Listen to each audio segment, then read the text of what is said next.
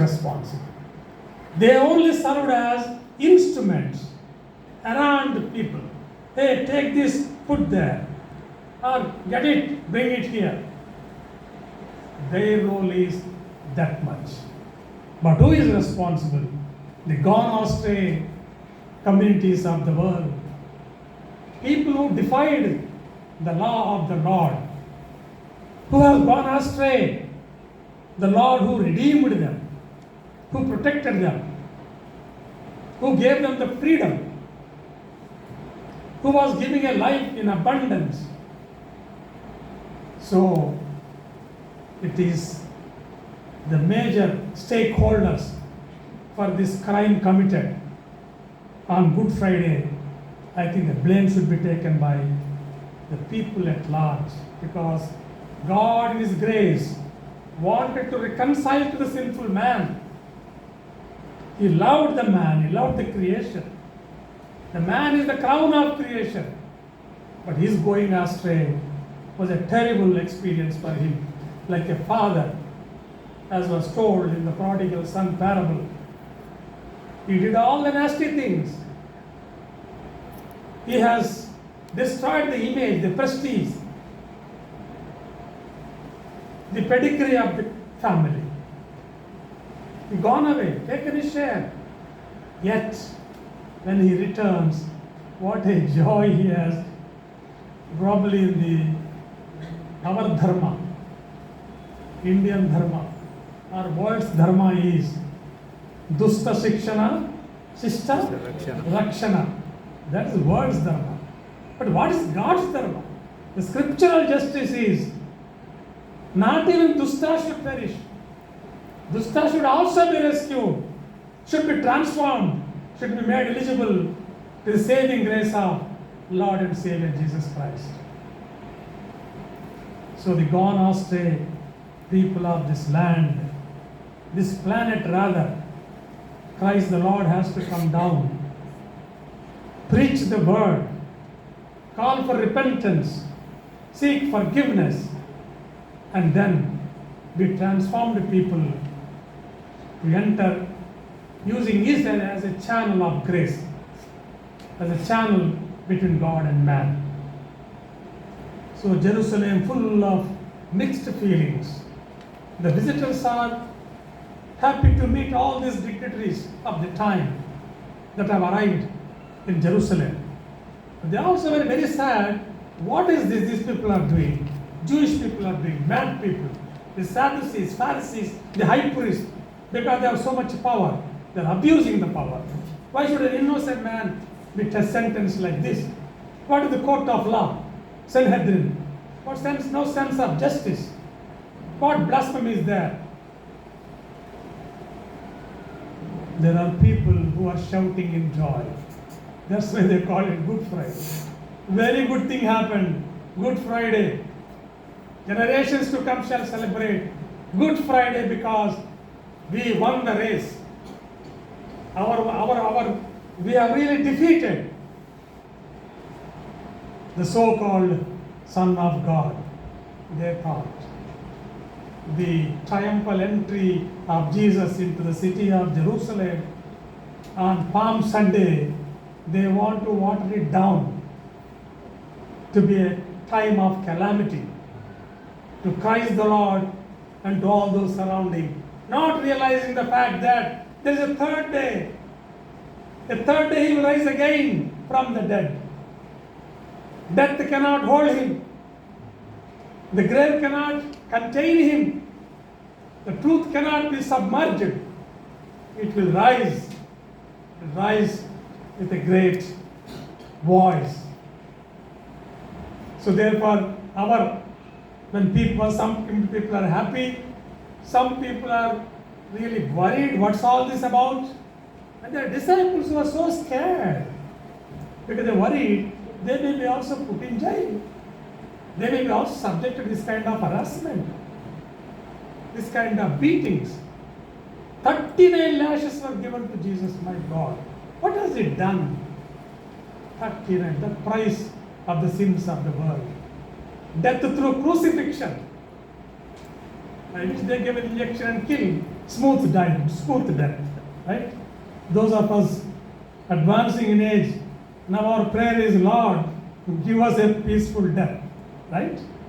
Many would like to have a peaceful death, not a violent death, not an accident, not a crash, right? Not humiliation, not people stabbing. Humiliating death. And then, as the narrative goes in Gospel according to St. Mark, 3 women. Who are they?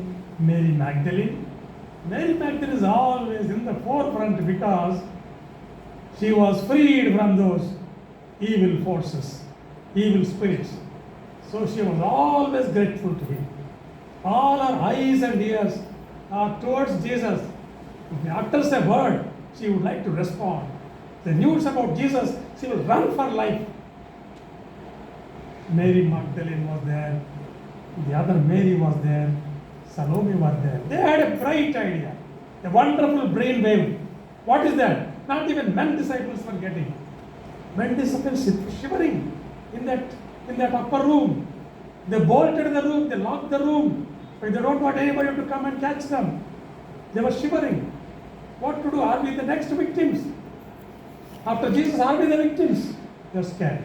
These courageous 3 women, they had a bright idea. The idea was, today is 3rd day. It is proper and right that we go and apply the perfumes and anoint the body of Jesus as our last respect to him.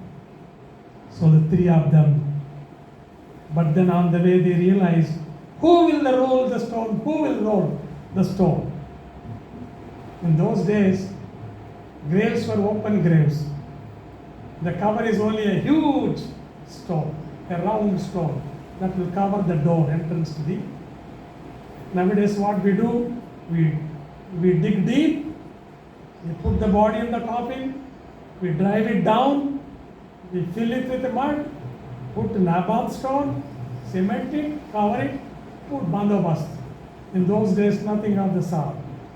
There is a grave, open grave, put there, cover it with a big stone. A stone that cannot be easily rolled away. So these women wondering, what shall we do with this? They were also wondering as to what answer can we give to the security people there? But there's huge security because the priestly people, Caiaphas and his associates, went to Pilate. Look, Pilate, this man, Jesus told us, he's going to rise again on the 3rd day. Who knows? His disciples may go steal the body and tell everybody he has risen. So we weren't concerned. Pilate was already tired of that bad judgment. He never wanted to sentence him. He was finding an excuse. At least allow me, this season of festival season, I am allowed to release one prisoner. Allow me to release Jesus. What did they say? No, Jesus. Release Barabbas.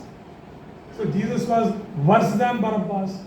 He was not only counted among the robbers, he counted to be worse than a worse robber. Look at it, brothers and sisters. You made it. I made it. The planet's mankind made it. Therefore, a reformation is called for. A new order is called for. Christ the Lord coming onto this earth, living among us, as if he is one. He is not mortal like us. He is immortal. He is not born of the flesh like us. He was born of the Spirit. Yet, he behaved like one of us. He lived like one of us, among us, and bore all the pain as any human being like you and I bear.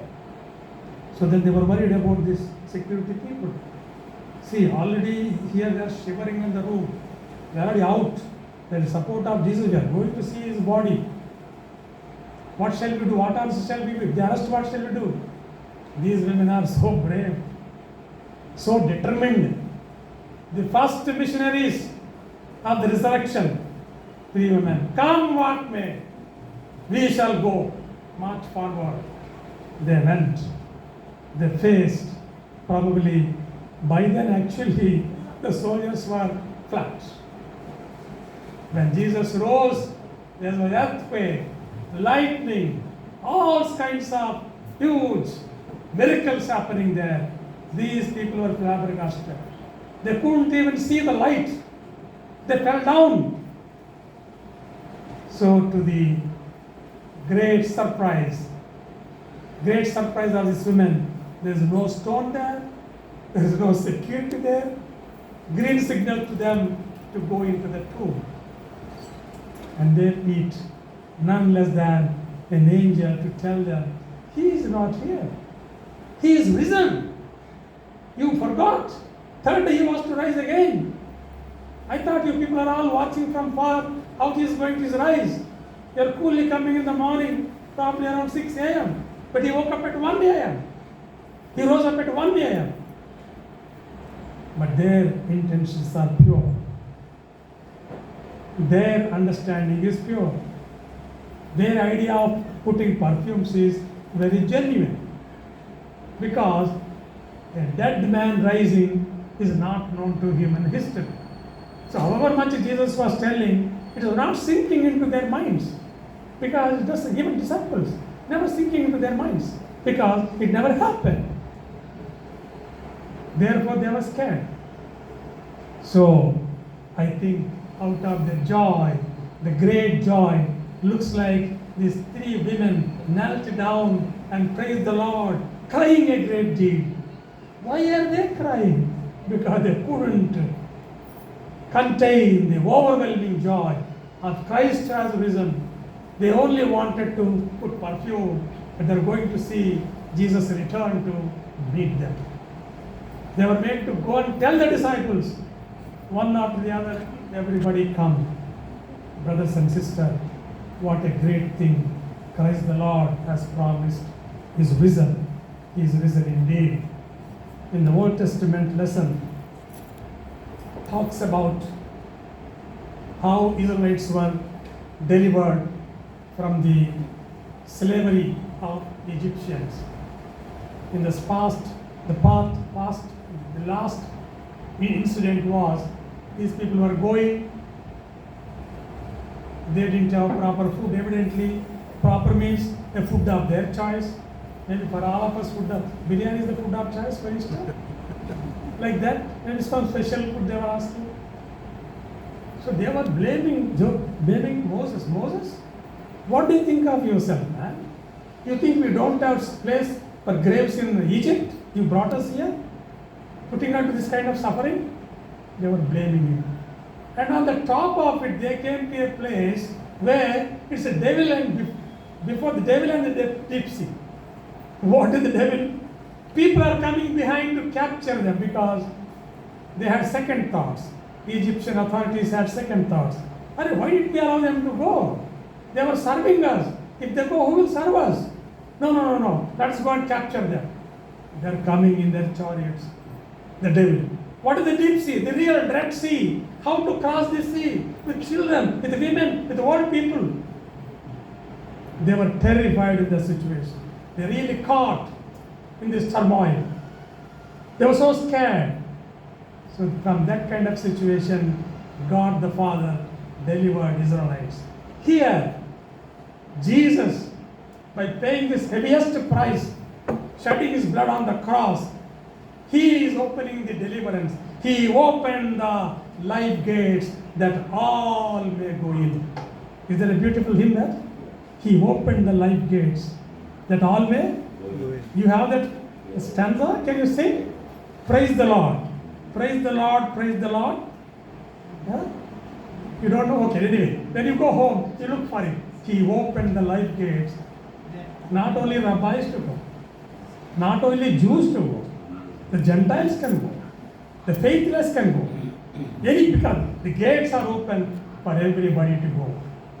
Brothers and sisters, this is a deliverance God is granting us. And this unique resurrection story, not resurrection history. History means his story. History. His story. God's story.